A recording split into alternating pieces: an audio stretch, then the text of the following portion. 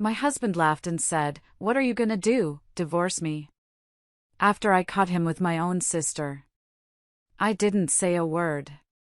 Just walked to the bedroom and started packing. They stopped laughing when they saw what I was putting in the suitcase. Hello everyone. Thank you for being here with me today.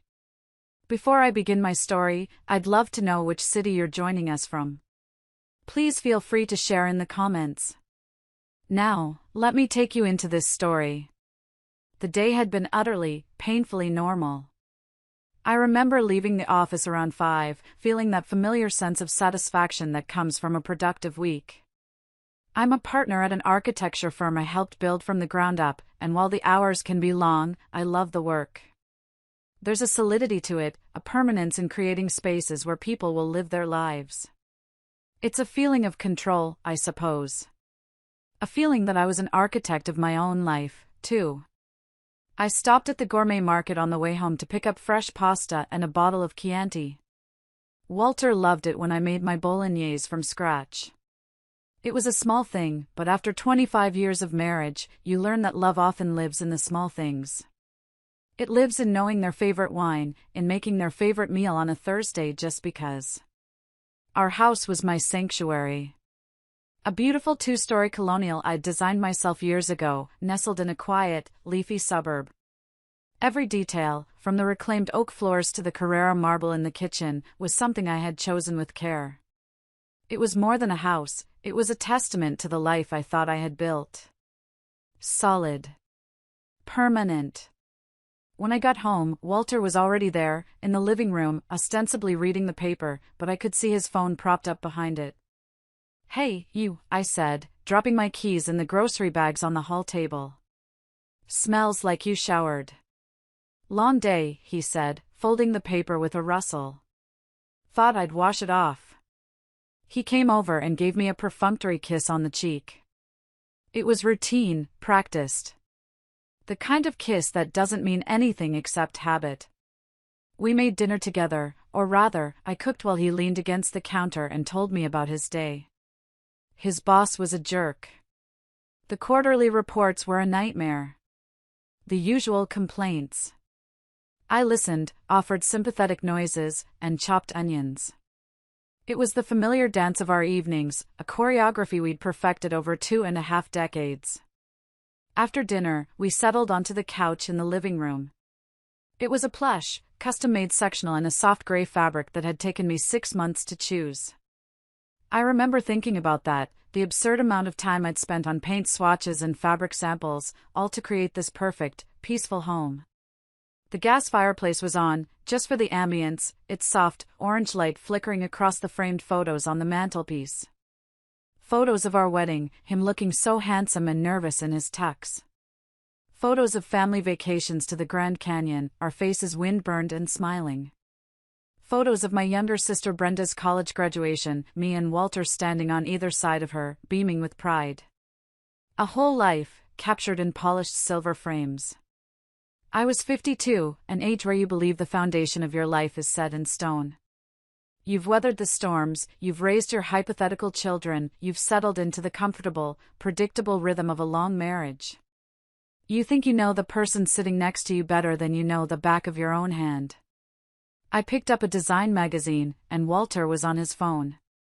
He was supposed to be looking up reviews for a new French restaurant to celebrate our anniversary. 25 years. A quarter of a century. It felt monumental, a milestone that deserved champagne and celebration. But he wasn't looking at restaurants. His phone buzzed, a low, discreet vibration from inside his pocket. He pulled it out, and his movements were just a little too quick, a little too guarded. He angled the screen away from me, a subtle shift of his body that screamed secrecy. It was a small thing, a tiny crack in the placid surface of our evening, but my architect's eye for detail, for things that are misaligned, caught it immediately. Then, he smiled. It wasn't his usual smile. It wasn't the tired, end-of-the-day smile he gave me, or the polite, thin-lipped smile for the neighbors. This was a secret smile. A private, lit-from-within smile that made his eyes crinkle at the corners. My breath caught in my throat. It was the one he used to give me when we were first dating, back when a simple text from me could make him light up from across a crowded room. Seeing that smile now, directed at a cold, glowing screen, it felt like a physical blow, a punch to the gut that left me winded. Another buzz. More smiling. He started typing with both thumbs, his brow furrowed in concentration, completely and utterly absorbed. The world outside of that little rectangle of light, the crackling fire, the soft music playing, his wife of 25 years sitting 3 feet away, had ceased to exist for him. "Find anything good?" I asked, my voice sounding strained and artificially bright to my own ears. He jumped, startled, as if he'd forgotten I was even in the room. He quickly locked his phone and set it face down on the cushion between us. "Oh. Yeah. Just an old buddy from college, Mark. Sent a funny meme about his kid." Something felt profoundly wrong. A cold knot started to form in my stomach. Walter's college friends were my friends, too. Mark always sent funny things to our old group chat, not to Walter personally in the middle of the night. But I let it go. You don't detonate a 25-year marriage over a text message. You tell yourself you're being paranoid, that it's your own insecurity talking. You tell yourself to trust him. So I tried. I picked up my magazine, but the elegant blueprints and glossy photos just swam on the page. I couldn't concentrate. All I could see was that smile. That specific, intimate smile that no longer belonged to me. I watched him out of the corner of my eye, this man I had shared a bed with for over 9,000 nights, and for the first time in our life together, he felt like a complete and utter stranger. The silence in the room grew heavy, pregnant with all the things that weren't being said. The peaceful home I had designed to be my sanctuary suddenly felt like a stage set, fragile and fake, and I had the terrifying feeling that the curtain was about to come down. The knot in my stomach didn't go away. It stayed there through the night, a cold, hard lump of dread that made sleep impossible. I lay in our bed, listening to the sound of Walter's even breathing beside me, and felt a chasm opening between us. Every time he shifted in his sleep, I flinched. I replayed the scene on the couch over and over in my head, analyzing every detail, every nuance, trying to convince myself I had imagined it, that I had overreacted. But the image of that smile was burned into my mind. The next day, Friday, I tried to bury myself in work. I went to the office, I sat in meetings about load-bearing walls and zoning variances, I went through the motions of my normal, structured life. But it was like watching a movie of someone else's day. The little voice in the back of my head kept whispering, kept replaying that secret smile. I told myself I was being ridiculous. I was a grown woman, a partner in a successful firm, not some hysterical, insecure teenager. But the feeling wouldn't go away. That evening, the fragile piece I had tried to reconstruct was shattered for good. The evening started with a tense, almost suffocating normalcy. I suggested we order takeout, not having the energy to cook. Walter readily agreed, maybe a little too quickly. He seemed eager to keep things simple, to avoid any real conversation. We ate in front of the TV, watching some mindless sitcom, the sound of the canned laughter filling the space where our own conversation should have been. After dinner, I was in the kitchen, rinsing the plates. Walter was leaning against the counter, scrolling through his phone again. The same posture, the same intense focus. I tried to ignore it. I told myself it didn't mean anything. His phone buzzed. A loud, clear notification sound this time. He'd left the volume on. He set it face down on the granite countertop, the screen dark, and said, "I'm gonna grab that bottle of red from the pantry, the good stuff." He walked out of the kitchen. And in that moment, the universe, or fate, or whatever you want to call it, gave me a choice. I could respect his privacy. I could turn back to my bubbling sink of soapy water, dry the plates, and live with the gnawing, corrosive uncertainty for the rest of my life. Or I could know. I stood there for a long 10 seconds, my heart hammering against my ribs. I could hear him rustling around in the pantry, humming a little tune. The sound was so normal, so domestic, it made the situation feel even more surreal. "Just turn it over, Audrey," the voice in my head urged. "You have to know." My hand trembled as I reached for the phone. It felt heavy in my hand, like it contained the weight of my entire future. The glass was cool and smooth against my skin. I took a deep, shuddering breath and flipped it over. The screen lit up. And there it was. A notification preview from a text message, clear as day. My brain registered the words before it could process the horror. "Can't stop thinking about last night. You were amazing." For a split second, my mind reeled, trying to make sense of it. An affair. He was having an affair. The pain was sharp, immediate, a white-hot poker to the chest. But it was the name below the message that made the world stop spinning. The name that turned the sharp pain into a soul-crushing implosion that vaporized everything I thought I knew. It wasn't a name I didn't know. It wasn't some stranger, some coworker, some random woman I could hate from a distance. The name was Brenda. My sister. My baby sister. The little girl whose scraped knees I had bandaged. The awkward teenager I had coached through her first date. The maid of honor at my wedding, who had given a tearful speech about how I was her hero. The woman whose photo was on my mantelpiece, smiling her bright, beautiful smile right next to mine. I couldn't breathe. The air was sucked out of my lungs as if by a vacuum. The sound of the running water in the sink faded into a dull, distant roar in my ears. I stared at the name, my sister's name, on my husband's phone, next to those words, and my reality fractured into a million jagged pieces. It wasn't just a crack in the mirror anymore. The mirror had been smashed to dust, and the reflection staring back at me was a woman I no longer recognized, living a life that was a complete and utter lie. I heard the pantry door open. I heard Walter walking back towards me, the bottle of wine clinking against the corkscrew in his hand. He was still humming that little tune, completely and utterly oblivious. And I just stood there, frozen, holding the evidence of their unimaginable betrayal in my hand, the heat from the phone burning like a brand against my palm. Time seemed to slow down to a thick, syrupy crawl. I could feel the cold of the granite countertop seeping into my fingertips where I gripped the edge for support, the only thing keeping me upright. Walter stopped humming when he saw my face. The casual smile dropped from his lips. "Audrey? What is it?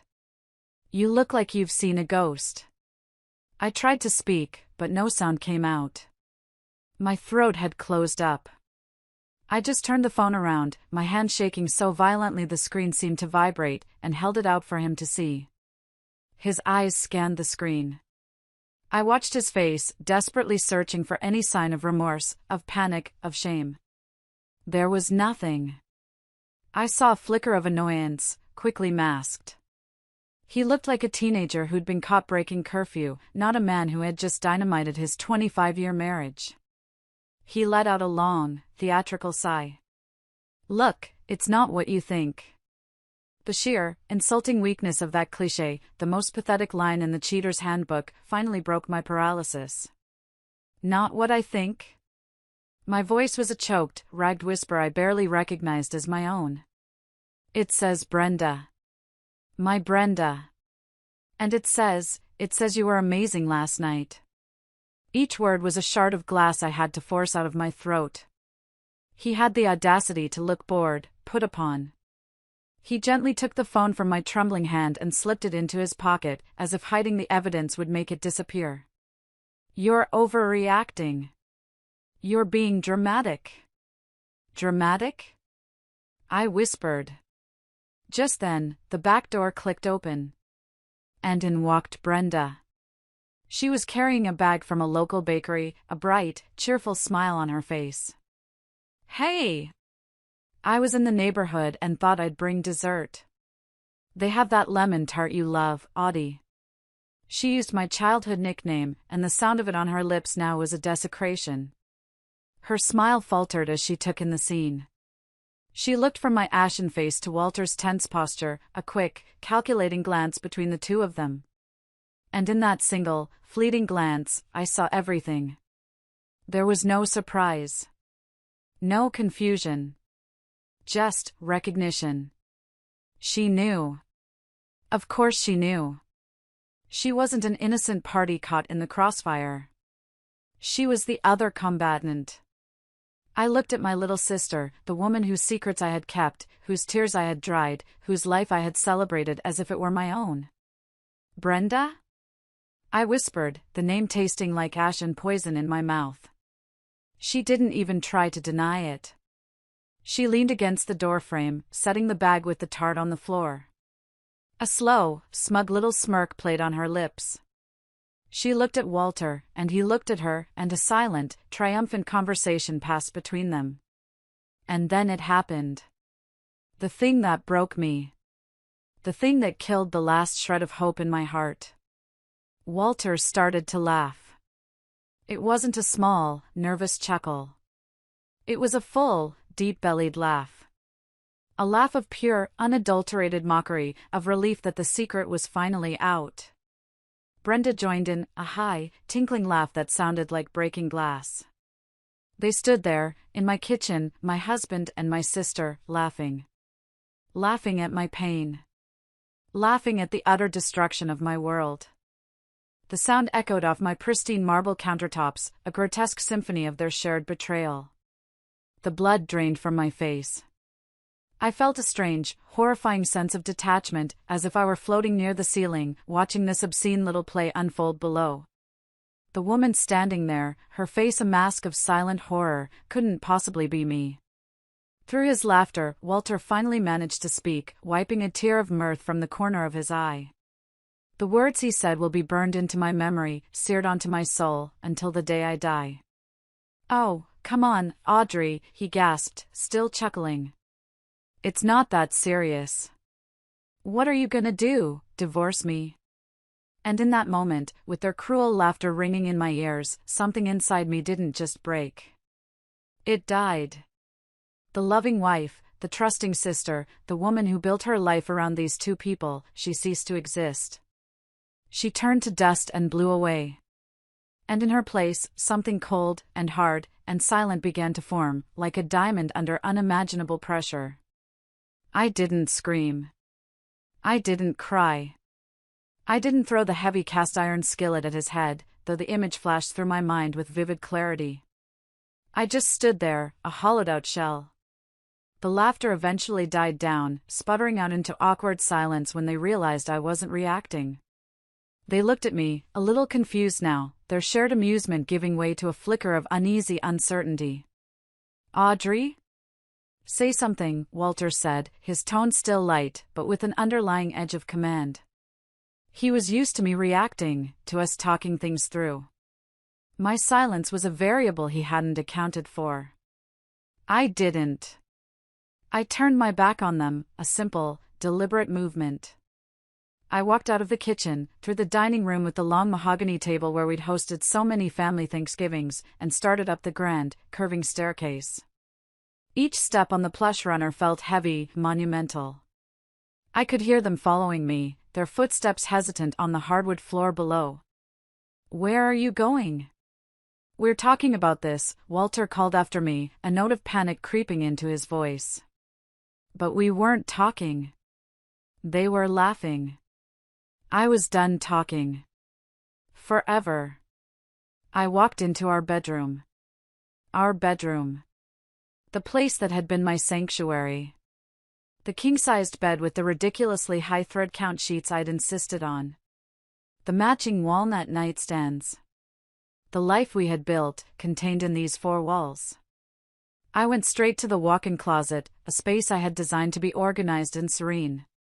On the top shelf, covered in a canvas dust bag, was a set of expensive, hand-stitched Italian leather luggage. I'd bought it for Walter for our 20th anniversary, for that trip to Italy we'd taken. He'd loved it, bragging about it to anyone who would listen. I pulled down the largest suitcase. It was heavy, beautifully made. A symbol of our shared history, of our travels, of our life together. I laid it on the pristine white duvet of our bed and unzipped it with a firm, decisive pull.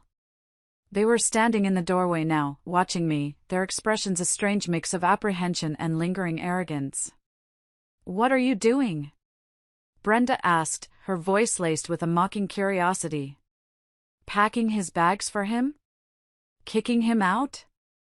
A little dramatic, don't you think?" I ignored her. I walked over to my side of the closet. My clothes hung in neat, orderly rows, organized by color and season. My silk blouses. My work suits. The beautiful cocktail dress I wore for date nights that had apparently been a complete and utter lie. With a strange, detached calm, I began to take them off the hangers. One by one. I folded them carefully, my hands moving with an eerie precision, smoothing out the wrinkles, and placed them inside the suitcase. His suitcase. The dress I wore to my father's funeral. The sweater he gave me for Christmas 5 years ago. Each item was a memory, a piece of our shared story. And I was packing it all away. The silence in the room stretched, thick and suffocating. The only sound was the soft rustle of fabric, the quiet click of hangers. Their amusement was rapidly fading, replaced by a dawning, horrified understanding. Brenda was the first to finally process what she was seeing. Her voice was a sharp, disbelieving hiss. "Wait, are you packing your clothes in his suitcase?" I continued to pack. My favorite cashmere sweater. My comfortable jeans. My workout clothes. Everything went in. I was a machine, methodical and silent. The cold, hard diamond of resolve inside me was in control now. It was directing my hands, my feet, my every move. They had wanted to see what I would do. I was going to show them. And I wasn't going to say a single, solitary word while I did it. Their panic was now palpable, a frantic energy radiating from the doorway. "Audrey, stop this. This is childish." "This isn't funny," Walter said, his voice taking on a sharper, more commanding edge. The laughter was a distant memory, replaced by the nervous bluster of a man who was realizing, far too late, that he had fundamentally miscalculated. He had assumed tears, arguments, maybe a plate thrown against a wall. He had not anticipated this cold, silent, methodical dismantling of their life. I ignored him. After packing my essential clothes, I walked into the expansive master bathroom. I grabbed my toiletries from the marble vanity, my expensive face cream that he always complained about the cost of, my Chanel perfume he'd bought me for my 50th birthday, my electric toothbrush. Everything went into a travel bag and then into the suitcase. They just stood there, watching, two useless statues of flesh and blood. My silence was a wall of reinforced concrete they couldn't penetrate. I zipped up the large suitcase with a final, satisfying tug and set it on the floor. Then I went back into the closet and pulled down the matching leather carry-on. The beautiful bag we'd used for weekend trips to the wine country. "Hello? Earth to Audrey. Are you seriously giving me the silent treatment?" Walter's voice was getting louder, bordering on a shout. "So I messed up. It's a big deal. I get it. But you don't just do this. You don't throw away a family." "Our family?" I thought, as I started packing my shoes. "You torched our family and used the flames to keep you warm." I packed my laptop, my work files, the antique silver picture frame from my desk that held a photo of my parents. As I packed, I sat on the edge of our bed, the bed where I had slept trustingly beside a liar for who knows how long, and pulled out my phone. My fingers were surprisingly steady.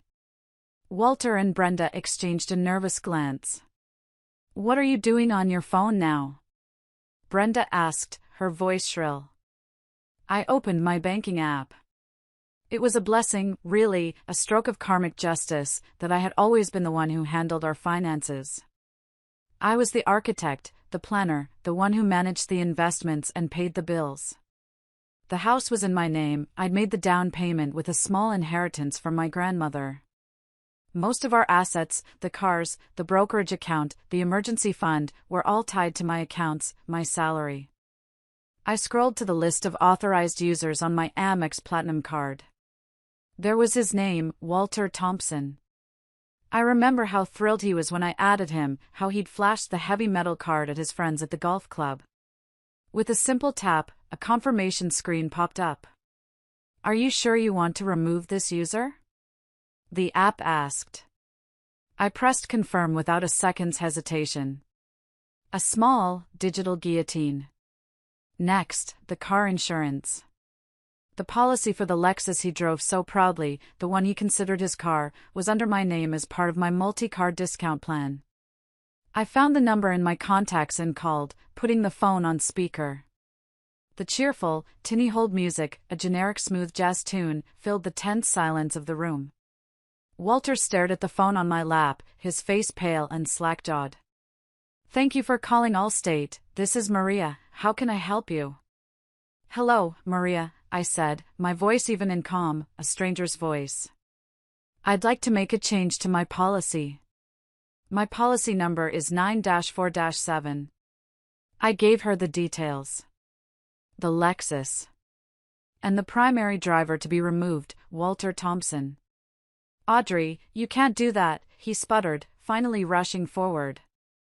"I need that car for work. For my clients." "Ma'am, the change will be effective immediately," the agent chirped on the other end, oblivious. "The vehicle and driver have been removed. Is there anything else I can help you with today?" "No, thank you, Maria. You've been very helpful," I said, and hung up. I looked up at him. His face was a mask of disbelief and impotent fury. You canceled my insurance." I didn't answer. I just went back to my phone, opened the app for our mobile carrier, and with a few more taps, began the process of removing his line from my family plan. His phone would be disconnected by the next billing cycle. One by one, I was cutting the cords that tied him to my life, and more importantly, to my finances. I changed the password to our Amazon Prime account. I changed the password to Netflix. I logged into the smart home app and revoked his access to the security system. Small, digital acts of eviction. And with each tap, I felt a piece of my power returning. The look on their faces was a grotesque mixture of panic and sputtering indignation. Brenda, who had been silently observing with a look of smug superiority, now looked genuinely frightened. The foundation of the comfortable, subsidized life she was trying to insert herself into was being demolished before her very eyes. "This is insane," Walter stammered, running a hand through his thinning hair. "You're throwing away 25 years of marriage over a few stupid texts." "A few stupid texts?" My voice was dangerously low, a growl that came from the depths of my shattered soul. It was the first time I'd spoken directly to him in what felt like an eternity. The cold diamond of resolve inside me was now heating up, turning into a white-hot, focused rage. I held out my hand. "Give me your phone." "What?" "No," he said, clutching it protectively to his chest like a child with a toy. "Walter," I said, my voice leaving no room for argument or negotiation. "You can give it to me now, or I will consider that a full and complete confession and my lawyer will subpoena it in the divorce proceedings. And trust me, it will look much, much worse for you then. Your choice." I knew using those words would get his attention. It did. He hesitated, his jaw tight with fury, then practically threw the phone at me. It landed softly on the duvet. I picked it up. I unlocked it. The passcode was 1-1-2-5. The birthday of our first dog, a goofy golden retriever named Sadie who had died 10 years ago. He hadn't even bothered to change it.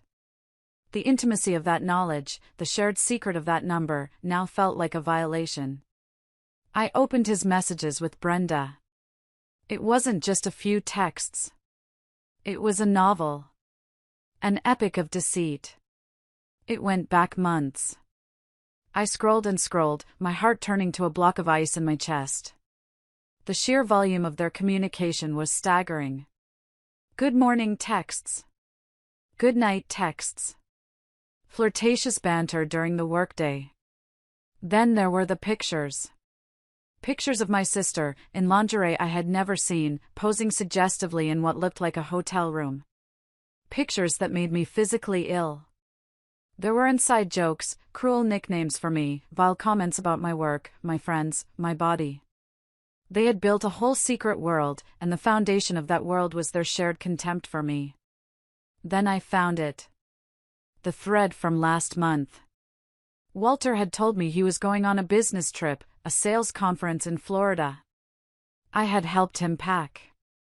I had driven him to the airport at 5 a.m. I had texted him every night, telling him I missed him. It was all a lie. The messages laid it out in sickening, pornographic detail. It was a romantic getaway with Brenda. She had flown down to meet him. They'd stayed at the St. Regis, a 5-star luxury beach resort. And the worst part? The final, soul-crushing blow? I found the email confirmation he had forwarded to her, the one with the final bill. It had been paid for with my American Express card. The one I had just cancelled. The trip had cost over $8,000. My hands were shaking now, not from weakness, but from pure, unadulterated fury. I looked up from the screen, my eyes locking onto theirs. They both looked away, unable to meet my gaze. I decided to read one of the messages out loud, my voice dripping with venom. Brenda, does she suspect anything? Worried she'll check the credit card statement. I paused, letting the words hang in the air like toxic smoke. Walter, not a clue. She's too busy managing her little empire to notice me. Besides, she thinks my promotion is coming through, so she won't question any expenses right now. She's predictable. My little empire. The business I had built from the ground up, with sleepless nights and weekends sacrificed at the altar of its success. The business that paid for this house, for his Lexus, for his golf club membership, for their secret, sordid vacation. The rage was so intense I felt like I might actually combust. You took my money, I said, my voice shaking with the effort of keeping it level, to take my sister on a vacation, while lying to my face about a promotion that was never even real. Walter had the nerve to look ashamed for a fleeting second. Brenda, however, just crossed her arms, her chin jutting out in defiance. He deserved a little fun, she said, her voice dripping with poison. You've been so wrapped up in your work for years. You barely pay attention to him anyway. What did you expect? That was it. The final, unforgivable betrayal. Not just the affair, not just the theft, but the justification. The blame. In their twisted, selfish minds, this was somehow my fault. The last vestiges of love, of history, of family connection I had for either of them evaporated in that moment, replaced by nothing but a vast, empty expanse of contempt. I felt a strange, chilling clarity. The path forward, which had been a chaotic mess of pain and confusion moments before, was now illuminated by the harsh, bright fire of my anger. There was nothing left to salvage here. Nothing left to say to these two monstrously selfish people. I closed his phone and tossed it onto the bed. Then I pulled out my own phone again, for the last time in this house. My fingers flew across the screen, my movements efficient and precise. What now? Walter asked, his voice wary, like he was speaking to a wild animal he wasn't sure would attack. Who are you calling now? My mother? I didn't answer him. I dialed my best friend, Janice. We'd been friends since college, had seen each other through everything. She picked up on the second ring. Hey, Audrey. What's up? Her cheerful, familiar voice came through the speaker, a lifeline from the sane world. Janice, I said, and my voice finally broke, just for a second, a single crack in the icy facade. Can I come and stay with you for a few days? I need to get out of here. The cheerfulness vanished from her voice, replaced by immediate, urgent concern. Oh my God, of course. What happened? Are you okay? Where are you? I'm at home, I said, looking directly at Walter as the words came out of my mouth. Walter's been cheating on me. With Brenda. There was a stunned, horrified silence on the other end of the line. Then, a string of curses that made me almost smile. That absolute bastard. That snake. Of course you can stay. Don't even ask. I'm on my way to get you right now. No, I said quickly. Don't come here. I don't want you in this house with them. I'm leaving now. I'll take an Uber. Okay. Okay, honey.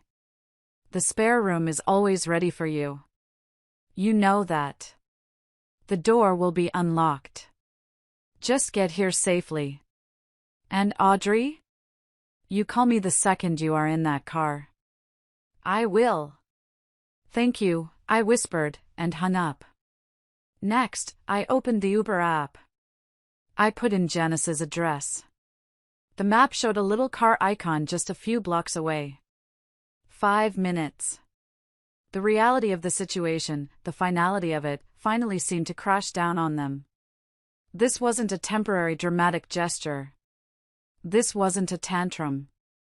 I was leaving. I was really, truly leaving. Wait, you can't just leave. Brenda cried out, her defiance crumbling into a pathetic, childish whine. This is your house. Exactly, I said, my voice cold again. It is my house. Which is why I'm the one who gets to leave it. You two can stay here, for now. Walter moved to block the doorway, planting his feet like a sentry. Audrey, please. Let's just sit down and talk about this. Like adults. We can fix this. I know we can. We can go to counseling. Counseling? I let out a laugh, a bitter, humorless sound that was more like a bark. You think a 60-minute session with a therapist can fix this? You think we can talk our way back from this? There is nothing to fix. A marriage, a relationship, those are structures that can be repaired. But this? This is a toxic waste dump.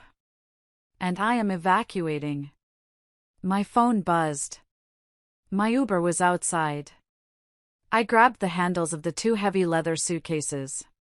They were filled with the curated pieces of the life I thought I had, a life that was now nothing but dead weight. I started rolling them towards the bedroom door. They both rushed forward, trying to stop me. Brenda grabbed at one of the suitcases, fumbling with the zipper. You're not going anywhere. We need to talk. Walter put his hands on my shoulders, his grip surprisingly strong. Audrey, please don't do this. Think about what you're throwing away. I stopped. I looked down at his hands on my shoulders, the hands of a stranger. Then I looked up at his face, a face I no longer recognized. Then I glanced over at my sister, who was desperately trying to unpack my shoes as if that would somehow keep me there. I felt a wave of disgust so profound it almost made me gag. I shrugged his hands off me with a force that surprised even myself. I looked at both of them, these 2 people who had been the twin pillars of my universe, now just pathetic, selfish strangers standing in the wreckage they had created. You asked me what I was going to do, I said, my voice steady and clear and final. I'm going to live. Without either of you. And with that, I rolled my suitcases past them, down the grand staircase, and out the heavy oak front door of my house for the very last time. I didn't look back. I didn't dare. The cool night air hit my face like a slap, shocking me back into my own body. The Uber, a clean black sedan, was waiting at the curb, its engine humming quietly. The driver, a kind-faced man with graying temples and a gentle smile, got out immediately when he saw me struggling with the heavy bags. Here, ma'am, let me get those for you, he said, his voice soft. He expertly lifted the suitcases and settled them into the trunk. He must have seen the look on my face, the tear tracks on my cheeks, the tremor in my hands, because he didn't ask any questions. He just opened the back door for me and gave me a simple, sympathetic nod. The moment I slid into the back seat and the door clicked shut, the adrenaline that had been coursing through my veins for the past hour vanished as if a switch had been flipped. It left behind a hollow, cavernous emptiness that was almost worse than the rage. The car pulled away from the curb, and I watched my beautiful home, the one with the perfectly manicured lawn and the welcoming gaslights I'd had installed last year, recede in the darkness. My home. My sanctuary. And they were still in it. The thought was a physical violation. Then my phone, which I was still clutching in a white-knuckled grip, started to blow up. First, it was Walter. The screen lit up with his name and photo, a picture of us in Napa, smiling, a lifetime ago. I stared at it, then pressed the red button to decline the call with a vicious jab of my thumb. A second later, a text message appeared. Audrey, pick up the phone. This is insane. You're behaving like a child. I ignored it. Then, Brenda. Her name popped up, and a fresh wave of nausea and betrayal rolled over me. I declined her call, too. A string of texts followed, one after the other, a rapid-fire assault. You can't do this to us. This is your family you're walking out on. You are destroying everything with your selfishness. I was destroying everything? The sheer, breathtaking audacity of it all was almost impressive. The phone kept buzzing, vibrating against my leg, a relentless electronic tether to the two people I now despised more than anyone on earth. It felt like they were trying to pull me back, to drag me back into the toxicity and the lies through that little glowing device. Walter called again. This time, a voicemail notification popped up. Then Brenda. Then Walter again. I watched the screen light up with their names, flashing in the dark car like warning signals. With 2 decisive taps, I found their contacts and I blocked them. The buzzing stopped. The silence in the car was suddenly deafening, broken only by the soft hum of the tires on the asphalt. And in that quiet, as the familiar streetlights of my neighborhood blurred past the window, it finally hit me. The full, crushing, tectonic weight of it all. 25 years of marriage. 50 years of sisterhood. Gone. Vaporized in a single night of cruel laughter and breathtaking betrayal. I looked out the window at the blurry lights of other people's homes, other people's normal lives, and realized silent tears were streaming down my face again, the salt from them stinging the raw skin on my cheeks. I wasn't sobbing. It was a quiet, hopeless kind of weeping for a life that was now over, for a future that had been stolen from me. The driver glanced at me in the rearview mirror, his expression full of concern. "Everything all right, ma'am?" he asked softly. I couldn't find my voice to answer, so I just nodded, a pathetic little jerk of my head. Then I whispered, mostly to myself, a promise to the broken woman reflected in the window. "It will be." And in the quiet of that car, with my whole world packed into a suitcase that wasn't even mine, I felt completely and utterly alone. But telling this story, sharing this with you, it makes me feel a little less alone. If you're still listening, please help me by liking this video and commenting the number 1 below, so I know you're my amazing supporters, and I understand that you're with me on this journey. Your support is an incredible encouragement for me. Please comment the number 1 so I can recognize you, and now, please listen as I continue my story. The first night at Janice's was a blur of shock and exhaustion. She met me at the door, wrapped me in a huge hug, and didn't let go for a full minute. She didn't press me for details, didn't ask 1,000 questions. She just guided me to her spare room, a cozy, safe space, and brought me a cup of tea and a Xanax. I think I slept, but it was a restless, dream-filled sleep haunted by the sound of their laughter. I woke up on Saturday morning feeling like I'd been in a car crash, every part of me aching. But the cold core of resolve inside me was still there.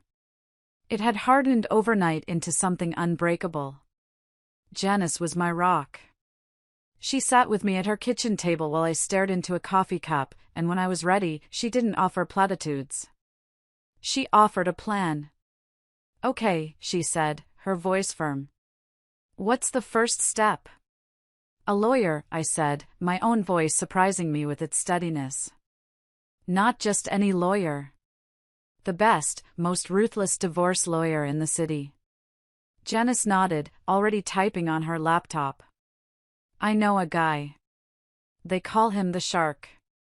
He handled my cousin's nasty divorce.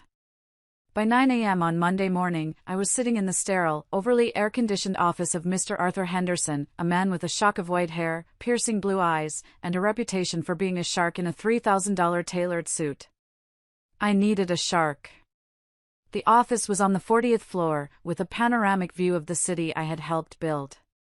I felt a small, grim sense of irony. I told him everything.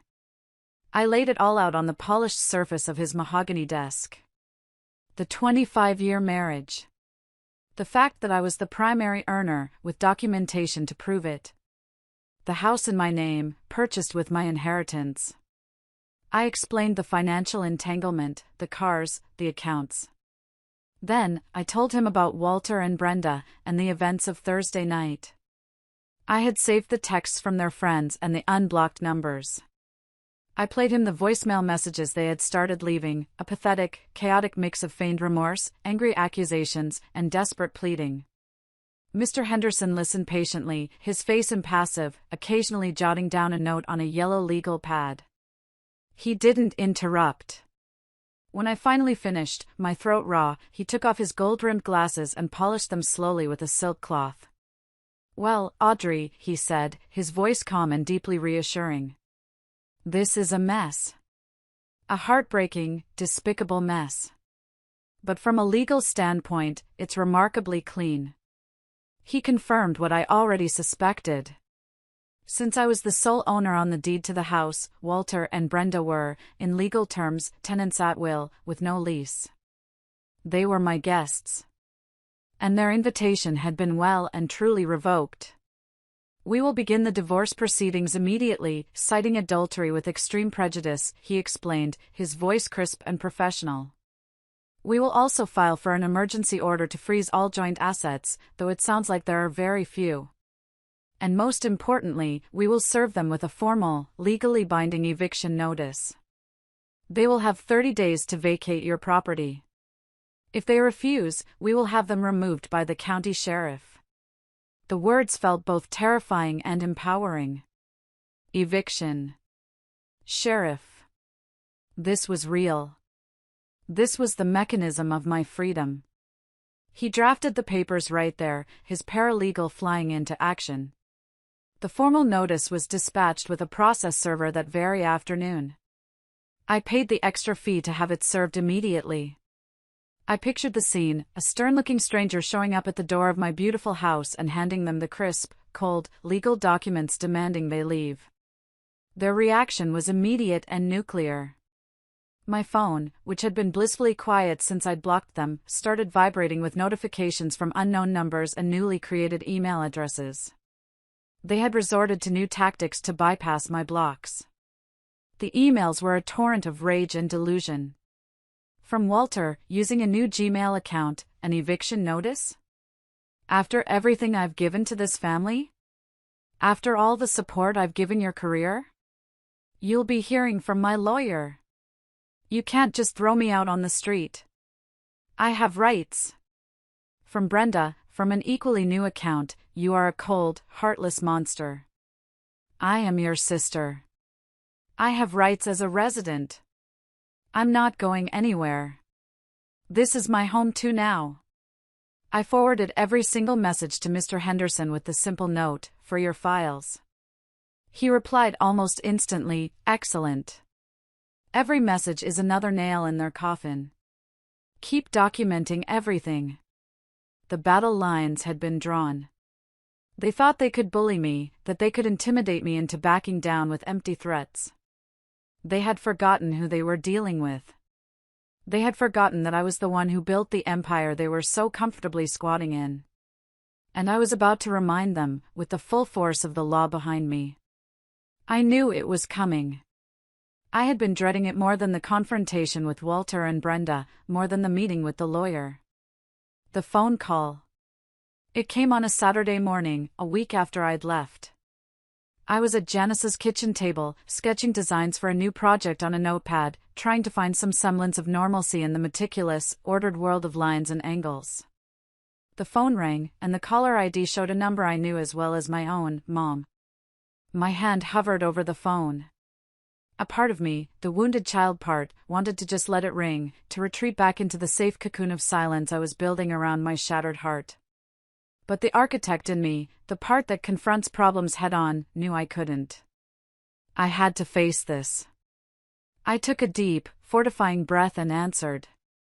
"Hello, Mom." "Audrey, thank God." Her voice was frantic, breathless with a manufactured drama I knew all too well. "I've been calling and calling. Brenda finally told me what happened. She said you had some sort of breakdown, some horrible misunderstanding, and you kicked them out of the house." A breakdown. A misunderstanding. That was the story they were spinning. Of course. It painted me as the unstable one, them as the victims. It was masterful in its cruelty. "That's not what happened, Mom," I said, my voice tired, devoid of the energy needed for this fight. "Audrey, how could you do this?" she barreled on, not listening, her words a tidal wave of guilt. "He's your husband. For 25 years. And Brenda, my God, Audrey, she is your sister. Your baby sister. She called me sobbing, said she has nowhere to go. You can't just throw your own sister out on the street." The injustice of it all was like a physical blow. The fact that her first concern was for the perpetrator, not the victim. "Mom," I said, my voice getting colder. "Did they tell you why I left? Did they tell you that I found them together? That they've been having an affair for months behind my back, in my house, spending my money?" There was a pause. A short, telling silence. I could hear her taking a shaky breath. "Well," she finally said, her voice softer but still laced with reproach. "Brenda said it was a mistake. A terrible, terrible mistake. She feels awful. People make mistakes, Audrey. Good people. Family is supposed to forgive. You can't just throw away a 25-year marriage and your relationship with your sister over one mistake." "One mistake?" I repeated, my voice dangerously quiet. "Mom, it was not one mistake. It was hundreds of mistakes. Hundreds of lies, every single day. And when I confronted them, they laughed in my face. They stood in my kitchen and they laughed. Brenda is very fragile right now," my mother continued, her voice taking on a whiny, pleading tone I despised. "She's always looked up to you. And Walter is your husband. For better or for worse, remember your vows? You owe it to your family, to your father's memory, to try and work this out." That was the word that did it. "Oh. Owe them?" I said, my voice now like ice. "I owe them nothing. I have given them everything for years. I paid for Brenda's graduate school application fees. I gave Walter a no-interest loan to start his failed consulting business. I paid for their secret vacation. What I owe is to myself. I owe it to myself to not be a doormat, to not be a fool, and to not allow my home to be a brothel for my husband and my sister. They have 30 days to find a new place to live. That's more generosity than they deserve." I could hear her starting to cry on the other end, the wet, gulping sobs of someone who isn't getting their way. "You're tearing this family apart, Audrey. You're being so selfish." "No, Mom," I said, the last bit of hope I had for her support, for her motherly protection, dying in my heart. "I'm not. They already did that. I'm just cleaning up the mess." I ended the call. I sat there in the silence of Janice's sunny kitchen, the notepad with my beautiful, orderly designs mocking me from the table. I realized with a profound and painful clarity that I hadn't just lost a husband and a sister. In a way, I had lost my mother, too. Her loyalty, I now saw, was not to her children, but to the fragile, idealized image of a perfect family she wanted to project to the world. and I had just smashed that image to pieces. I was truly, completely on my own. The next 2 weeks were a strange, surreal limbo. I lived at Janice's, working remotely and trying to create a new routine. Janice was a saint, giving me space when I needed it and forcing me to eat when I forgot. The days were a blur of legal emails, work calls, and long, aimless walks. The nights were the hardest, filled with a suffocating loneliness. Meanwhile, Walter and Brenda's desperation campaign escalated. Having failed to break me with emotional blackmail from my mother, they resorted to a campaign of petty, infuriating harassment. It started with the finances. I got another fraud alert, this time from my brokerage account. Someone had tried to log in and initiate a wire transfer. The security protocols I had put in place with my financial advisor held, and the attempt was blocked. I knew it was Walter. He was testing the fences, looking for a weak spot. Then came the social media smear campaign. Brenda, who had always been obsessed with her online image, posted a long, rambling, tear-stained story on Facebook. She was clever. She didn't mention the affair, of course. She painted a picture of a concerned, heartbroken sister worried about her older sibling's sudden and alarming mental instability. She claimed I had become paranoid and delusional, that I was under extreme stress from work, and that I had thrown them out into the cold based on a terrible misunderstanding. She ended the post with a plea for her friends to pray for me and my healing. It was a masterpiece of passive-aggressive victimhood. My phone started buzzing with messages from distant relatives and old family friends, all expressing their concern. "Is everything okay, Audrey? Heard you're going through a tough time. Brenda is so worried about you. I don't usually engage in social media drama. It's undignified. But this was a calculated attack on my sanity and my reputation. It required a response. I didn't write a long post. I didn't get into a war of words. I simply went to her post and left a single, public comment. Ask her about the business conference at the St. Regis in Florida last month. Then ask her who paid for it. I have the credit card receipts, charged to my account. It seems misunderstandings are quite expensive these days." The comment section exploded. People started asking questions.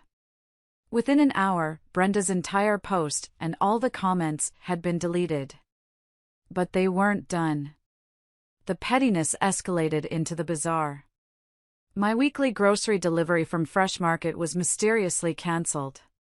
My subscription to the New York Times was suspended for non-payment, even though it was on autopay.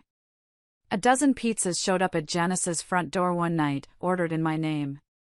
Small, incredibly childish things designed to disrupt my life and get under my skin. Each time, I calmly fixed the issue. I called the credit card company and disputed the charge for the pizzas. I reinstated my subscriptions with new payment information. And I documented everything. Every cancelled subscription, every fraudulent pizza order, every manipulative social media post. I created a folder in my email and sent a summary to Mr. Henderson every evening. His replies were always brief and encouraging. "This is excellent. They are building our case for us." They thought they were harassing me into submission. What they were actually doing was methodically documenting their own instability and malice. They were so blinded by their own entitlement and rage that they couldn't see they weren't fighting me anymore. They were fighting themselves, and they were losing badly. Each petty act was another shovelful of dirt on their own graves. The harassment was a constant, low-level hum of stress in the background of my life.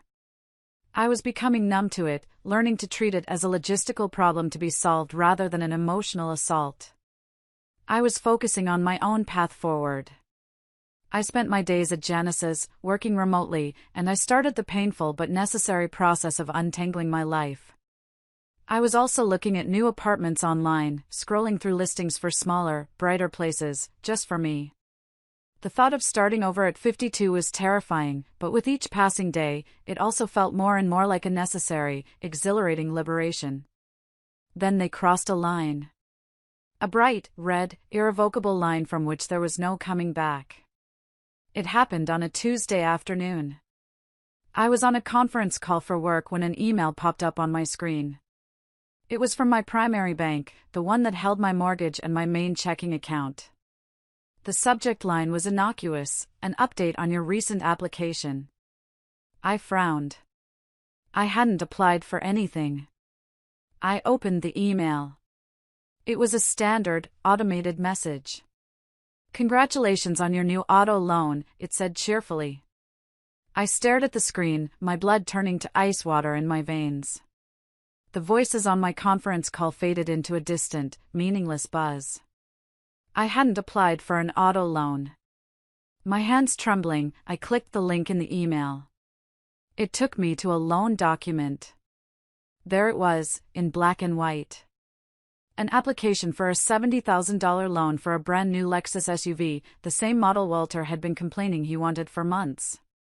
It had been submitted online, using my full name, my address, my date of birth, and my social security number. And because of my excellent credit score, it had been instantly approved. I felt like I was going to be sick. This wasn't pettiness anymore. This wasn't childish harassment. This was a felony. This was calculated, criminal identity theft. They were trying to saddle me with crippling debt, to ruin the financial stability I had worked my entire life to build. I excused myself from the conference call, my voice a strained whisper. I immediately called the bank's fraud department. The woman on the other end, a calm professional named Linda, listened patiently as I frantically explained the situation, my voice shaking with a mixture of rage and fear. "Yes, ma'am, I see the application here," she said after a few moments of typing. "It was submitted this morning from an IP address linked to your home Wi-Fi network in Northwood." Of course it was. They had used my own internet service, the one I paid for, to commit a federal crime against me. The audacity was simply unbelievable. Linda immediately froze the loan and opened a high-priority investigation. But I knew I couldn't stop there. This was no longer just a messy, painful divorce. This had escalated into something far more dangerous. With a heavy heart and a sense of grim finality, I did something I never in my wildest nightmares thought I would do. I picked up the phone and called the police department.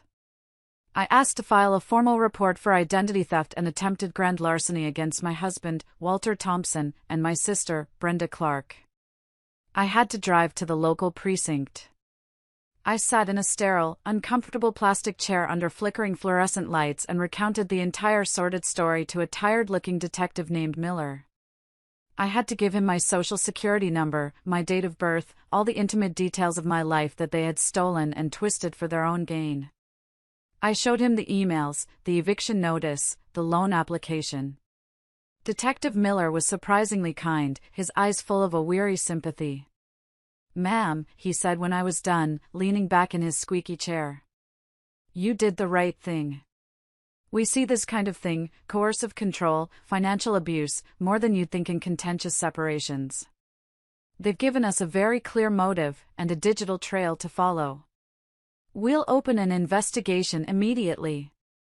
When I walked out of the police station into the late afternoon sun, I didn't feel triumphant. I just felt empty. And incredibly sad. They had been so consumed by their greed and their pathological desire to hurt me that they had been willing to risk their own freedom. They had forced my hand, and now the consequences would be out of my control. The family drama had now become a police matter. And I knew, with a chilling certainty, that this was the beginning of the end. The final days leading up to the eviction deadline were filled with a tense, ominous silence. The harassing emails stopped. The unknown numbers stopped calling. It was the calm before the storm, a dead, heavy quiet that was more unsettling than their noise had been. I spent the time in a flurry of activity, finalizing the lease on a new apartment and arranging for movers, trying to focus on the future instead of the impending confrontation. The 30th day arrived. It was a gray, overcast Friday morning, the sky threatening rain. Mr. Henderson had arranged for me to meet him at the house at 10 a.m. to formally retake possession. He had been adamant, "Do not go alone, Audrey. I will be there, and I have already coordinated with the local sheriff's department. 2 deputies will meet us there as a civil standby." When I pulled up to my own street, a street I had lived on for 15 years, my heart was pounding a frantic, painful rhythm against my ribs. I saw Mr. Henderson's black Mercedes parked behind 2 official-looking sheriff's department vehicles. He was waiting for me on the sidewalk, his face grim, a leather briefcase in his hand. "They're still inside," he said quietly as I walked up. They refused to answer the door for the deputies. My stomach churned with a mixture of fear and anger.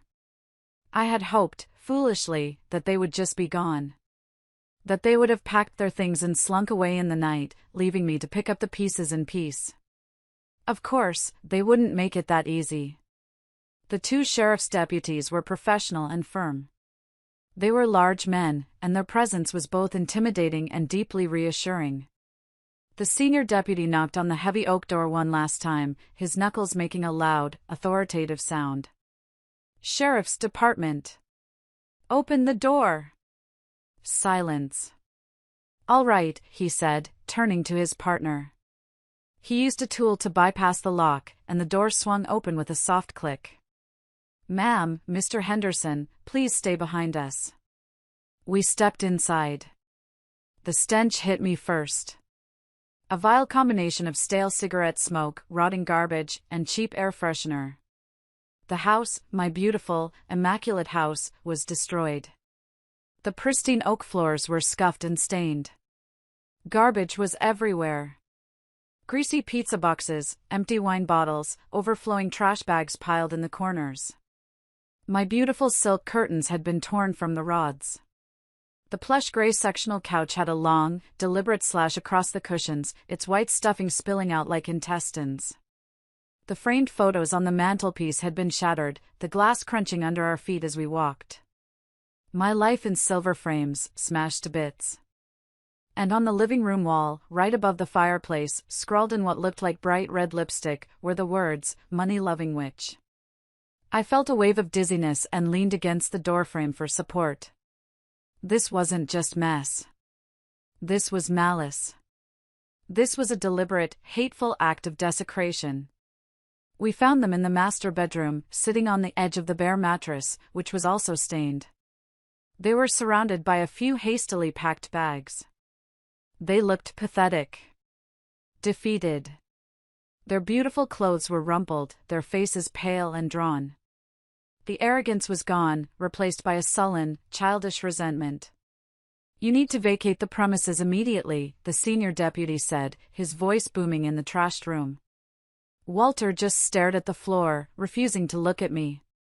But Brenda, my sister, looked up, her eyes filled with a venomous, unadulterated hatred.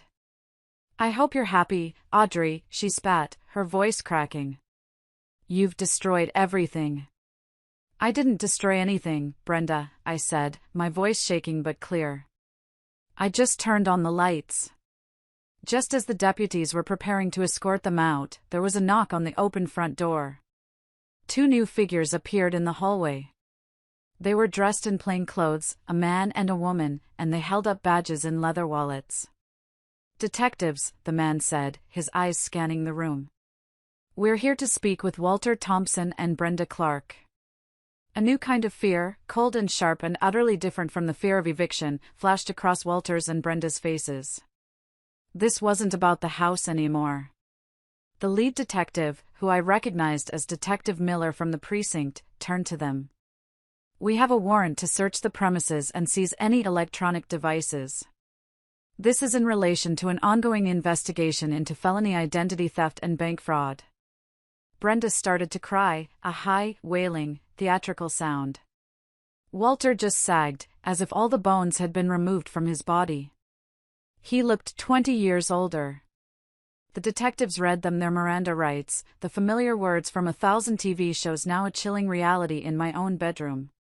They placed my husband, and my sister, in handcuffs. As they were led out of the house, past the wreckage of the life we had once shared, Walter finally looked at me. There was no anger in his eyes. Just a hollow, empty despair. He knew it was over. All of it. I stood there, in the middle of my ruined home, and watched them being placed into the back of separate, unmarked police cars. I didn't feel happy. I didn't feel victorious. I just felt an overwhelming, profound sense of quiet, blessed relief. The storm had finally passed. The house was a wreck, but it was my wreck. And it was finally quiet. The months that followed were a painful, methodical process of cleaning up. There was the physical cleanup, which required a professional crew who specialized in biohazards and property damage. It took weeks. There was the legal cleanup, which involved endless meetings with Mr. Henderson, insurance adjusters, and the district attorney's office. And then there was the emotional cleanup, the hardest part of all, which is still ongoing. The legal case against them was a slam dunk. The detectives found the loan applications and a host of other incriminating evidence on Walter's laptop, which had been seized from my bedroom. Faced with irrefutable digital evidence, both he and Brenda took a plea deal to avoid a longer, more public trial. They avoided prison time, a fact that initially angered me, but Mr. Henderson helped me see it differently. A trial would have been a circus, Audrey, he'd said. This is cleaner. And the consequences are still severe. He was right. They were each sentenced to 5 years of probation, ordered to pay restitution for the damages to the house, and had to complete 500 hours of community service. They both now had felony criminal records. Their professional and personal lives were in ruins. Walter was fired from his job. Brenda's nursing license was put under review. They had become pariahs. The divorce was finalized quickly and quietly. Thanks to their criminal actions and the mountain of evidence of adultery and financial abuse, Walter got nothing. The house, the savings, the investments, my 401k, my pension, they were all protected as my premarital assets and personal earnings. He walked away with his clothes, his debt, and his criminal record. Last I heard from a mutual acquaintance, he was living in a cheap rental apartment across town, working a low-level sales job selling office supplies. Brenda's fate was, in some ways, even sadder.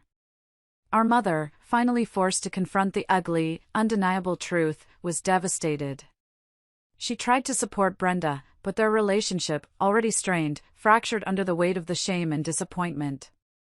Brenda lost most of her friends, who were horrified by what she had done. She moved 2 states away to live with an aunt, trying to escape her ruined reputation. We have not spoken a single word since the day she was arrested. Sometimes I wonder if I'll ever hear from her again. As for me, I couldn't bear to stay in that house. I couldn't sleep in that bedroom or cook in that kitchen. It was tainted with too many bad memories, stained by their betrayal. I had the professional crew restored to its former beauty, every wall repainted, every floor refinished. And then I put it on the market. It sold in a week. I took the proceeds and bought a small, sunny, 2-bedroom apartment in a modern high-rise in the city. It has a balcony that overlooks the park, and it's all mine.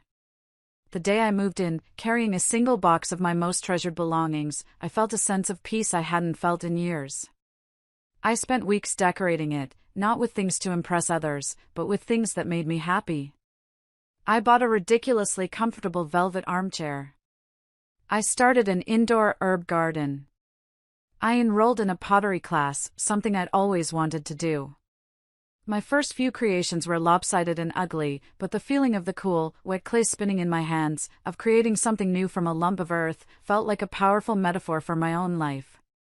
One day, I was cleaning out the last few boxes from the move and I found them, tucked away in the back of the storage unit, the expensive Italian leather suitcases I had bought for Walter all those years ago.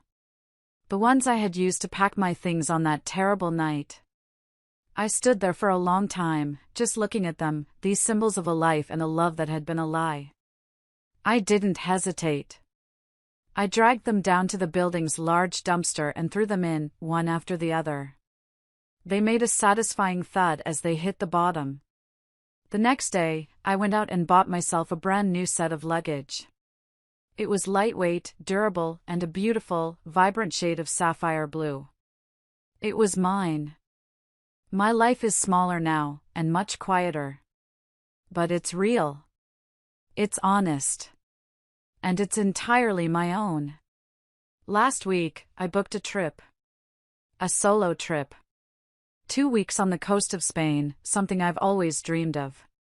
I'm going to eat tapas, drink wine, and sit on the beach and read books. Sometimes, late at night when the city is quiet, I still hear their laughter. I still remember Walter's smug, taunting question, "What are you gonna do, divorce me?" He thought it was a threat. He thought it was the worst thing that could possibly happen to me.